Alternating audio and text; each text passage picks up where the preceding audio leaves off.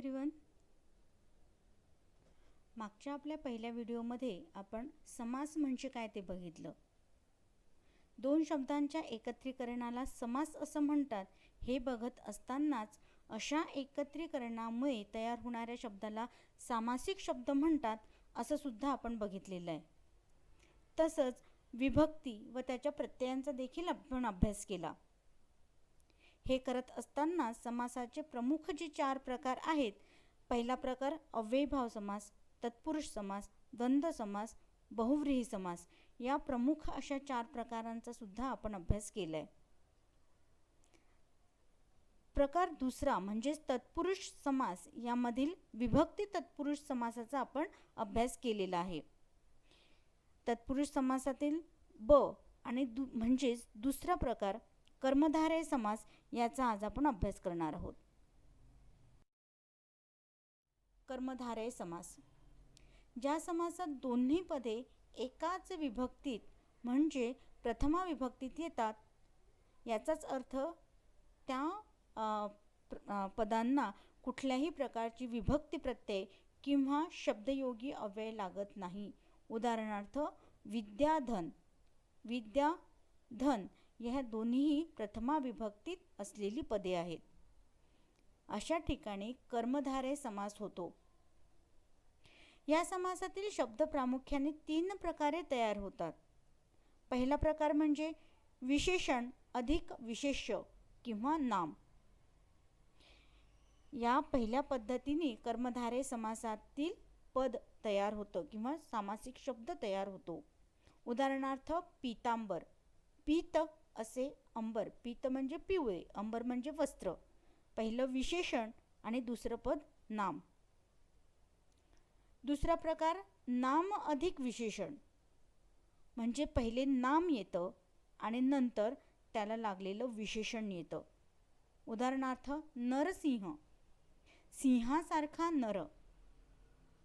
तिसरा प्रकार विशेषण अधिक विशेषण, म्हणजेच या प्रकारात दोनही पदे हे विशेषण असतात.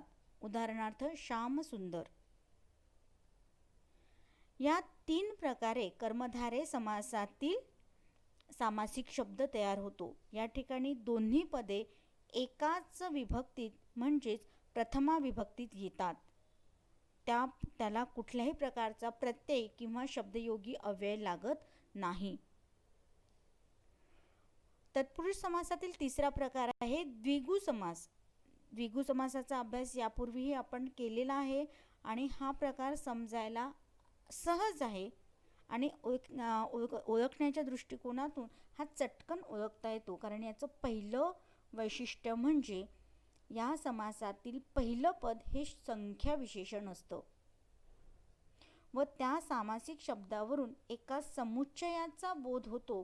त्यास द्विगु समास असं म्हणतात. उदाहरणार्थ दश दिशा, दश म्हणजे 10. नवरात्र, नव म्हणजे 9. त्याचप्रमाणे पंचमहाभूत, षड्रिपू अशी सुद्धा आपल्याला उदाहरणं देता येतील. किंवा आठवडा, सप्ताह अशी सुद्धा उदाहरणे आपल्याला देता येतील.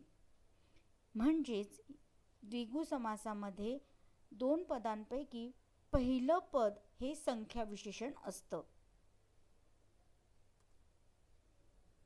प्रकार आहे द्वंद्व समास. ज्या समासाची दोन्ही पदे महत्त्वाची असतात किंवा अर्थदृष्ट्या समान असतात त्याला द्वंद्व समास असं म्हणतात. आपण बघितलंय की कुठल्याही समास ज्यावेळेस होतो त्यावेळेस सामासिक शब्द कसा तयार होतो यावरून तो कुठल्या समासाचा प्रकार आहे हे लक्षात येतं. दोन्ही पदे जर महत्त्वाची असतील किंवा अर्थदृष्ट्या समान असतील त्या ठिकाणी द्वंद्व समास होतो. उदाहरणार्थ पती पत्नी, गप्पा गोष्टी, बॅट बॉल. म्हणजेच पती आणि पत्नी, गप्पा आणि गोष्टी, बॅट आणि बॉल. या उदाहरणांमध्ये आपण बघितलं की पती आणि पत्नी यामध्ये पती पत्नी ह्या दोन्ही पदं महत्त्वाची आहेत. गप्पा गोष्टीमध्ये गप्पा आणि गोष्टी ही दोन्ही पदे महत्त्वाची आहे. बॅट बॉलमध्ये बॅट व बॉल ही दोन्ही पदे महत्त्वाची आहे.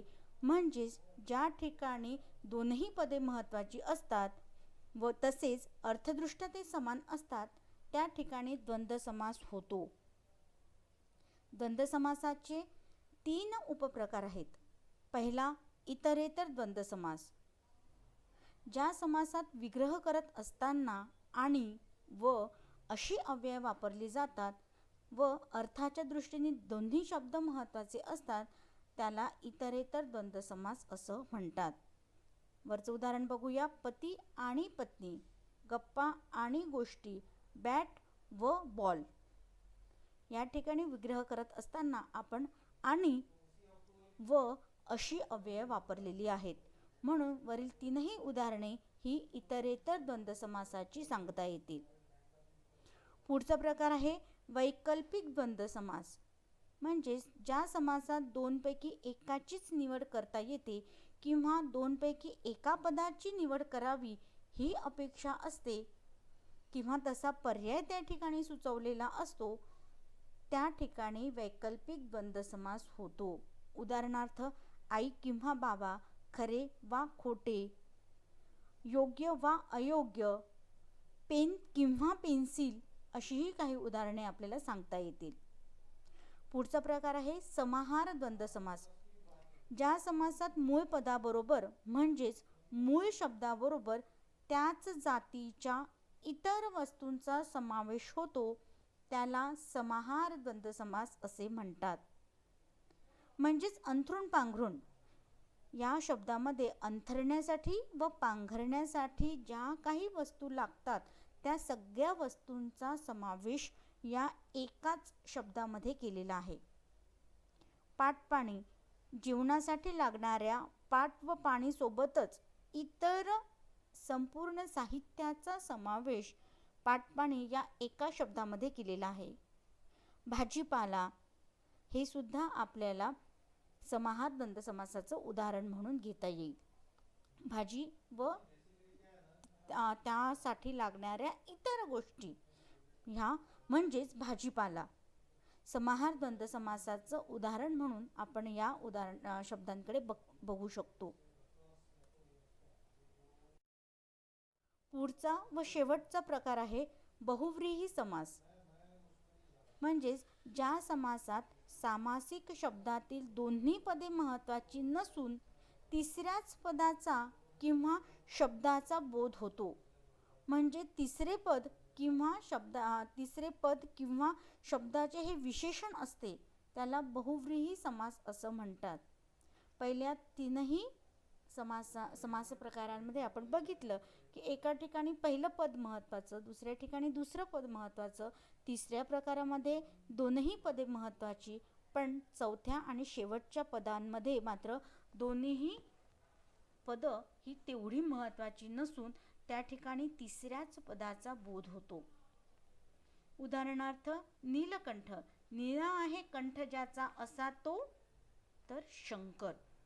म्हणजेच नीलकंठवरून शंकर या शब्दाचा बोध होतो.